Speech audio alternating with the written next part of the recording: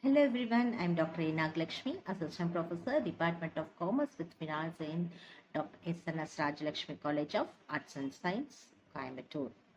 Today I am going to explain a concept, risk mitigation in the course International Financial Law. So in risk mitigation, first we are going to see security interest. So what does mean by security interest? There is a definition given for that. A security interest is a legal right granted by a debtor to a creditor over the debtor's property, that is collateral property, to secure the payment or performance of an obligation. If the debtor defaults, the creditor can enforce the security to recover the debt. So, debtor-creditor relationship in the aspect of collateral property. So, here the creditor who lends the money is getting a property as a collateral one.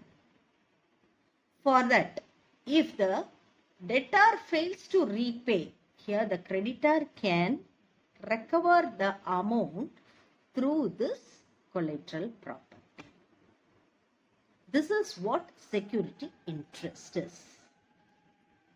Now we can see the types of security interest. What are the types of security interest?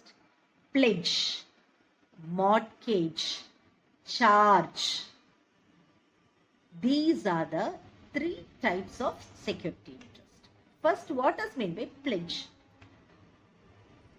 Possessory security. The creditor, that is pledgee, takes the possession of the movable goods.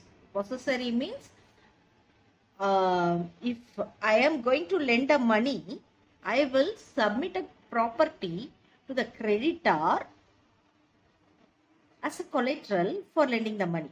Immediately, the creditor will take the possession, that is ownership of my movable property. That is said to be possessory security. Title remains with the debtor, that is pledger, but the possession will be in the hands of the creditor. So what is that? Common of movable goods. See, if you are going to pledge a gold, the gold will be taken by the creditor. They will lend the money.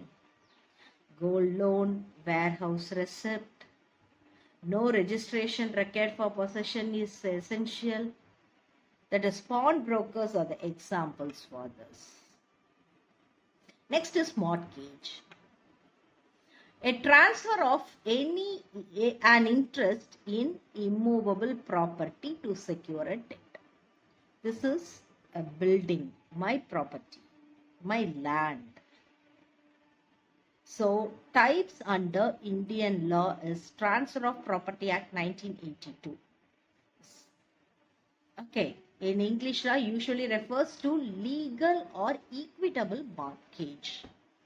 Debtor retains possession. Creditor has right to enforce sale upon default.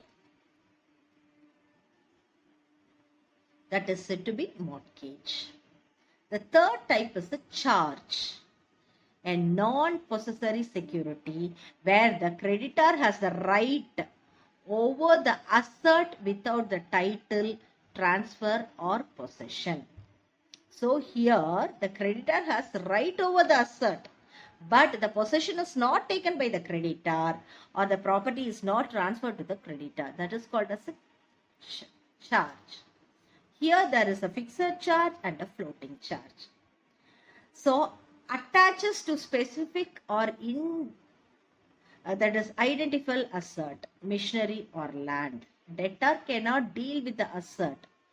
The debtor does not have the right to sell or replace it without the creditor's knowledge. The asset is locked. Fixed charges means the asset will be in the hands of the debtor, but the debtor does not have any right to sell or replace it without the knowledge of the creditor. That is fixed charge. What is floating charge? Attaches to a class of asset that may change over time. That is inventory receivables. Attaches.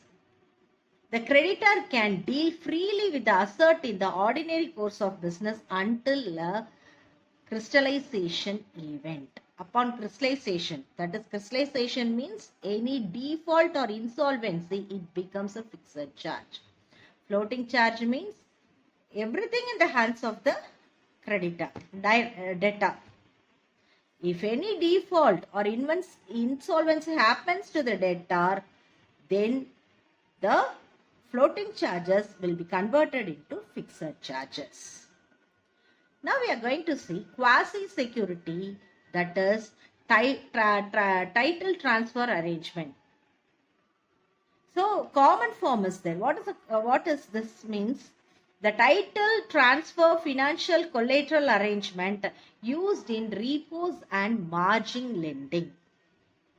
So the title of the financial, that is the collateral, will be, that is, it deals with that. Retention of the title, ROT. Seller retains legal title until full payment. Next is sale and repurchase agreement, repos. That is, lender takes full legal ownership temporarily. What are the legal features? Legal title is transferred to the creditor with an obligation to return or retransfer. So here, if the creditor is fully paid by the debtor, then the title of the property has to be returned to the or transferred to the debtor. Can avoid formalities for registration or priority issues. So the ownership will not be transferred. Formalities can be avoided. Next is common in derivatives and capital market transactions. Common in derivatives and capital market transactions. Next is fixed versus floating charges under English law. That is key distinction. So we can see what is meant by fixed charge and what is meant by floating charge. What is the difference between both? Attachment. So immediately to a specific asset. So in fixed charges, immediately to a specific, that is the property will be attached to the creditor. But in floating charges, to a fluctuating class of asset. Only a certain assets will be in fluctuating mode. Control. Creditor usually has high control. Debtor cannot dispose the asset, as we know in fixed charge. So the debtor does not have the right to sell or replace it without the consent of the creditor. Debtor can use or sell or replace asset in the ordinary course of business. Next is crystallization. It does not applicable for fixed charges. Occurs on event of default or liquidation or notice.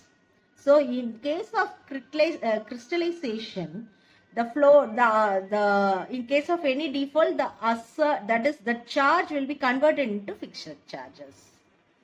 Priority in insolvency. High priority is given in fixed charges and subordinate to preferential creditors and fixed charges. Next is registration. Must be registered under Companies Act of UK and as per the norms of India under fixed charges. But under floating charges must also be registered. There is an option. Can be registered or it is not essential. Examples of assets that comes under fixed charges and floating charges. Land, plant, fixed machinery. These are the assets which are commonly taken as a charge in case of fixed charges. But in case of floating charges, stock in trade, receivables, bank account. These things comes under floating charges. So we have seen what is meant by risk mitigation. Risk involved in the financial transactions. Thank you so much for the patience listening.